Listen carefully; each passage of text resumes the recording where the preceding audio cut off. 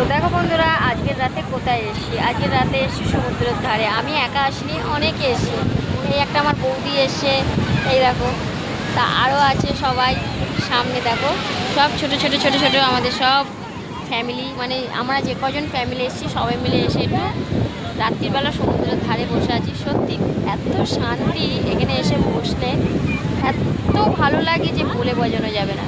সারাদিন তুমি যতই আসো না কেন, রাত্রির বেলা যদি তুমি একবার আসো এখানে, আর যেতেই ইচ্ছা করবে না যে আমি রুমে যাই। তো তোমাদের কেমন লাগে বলো তো সমুদ্রের ধারটা? আমার তো খুবই ভালো লাগে। তা অবশ্যই কমেন্ট বক্সে তাড়াতাড়ি জানিও।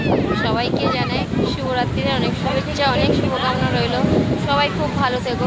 আর বন্ধুরা প্লিজ কিচ্ছু মনে করো না, কেন বলো তো, নেটওয়ার্কের প্রবলেমের জন্য আমি কারোর পরিবারেও যেতে পারছি না, আমি ঠিকঠাক ভিডিও করতে পারছি না, এত নেটওয়ার্কের প্রবলেম।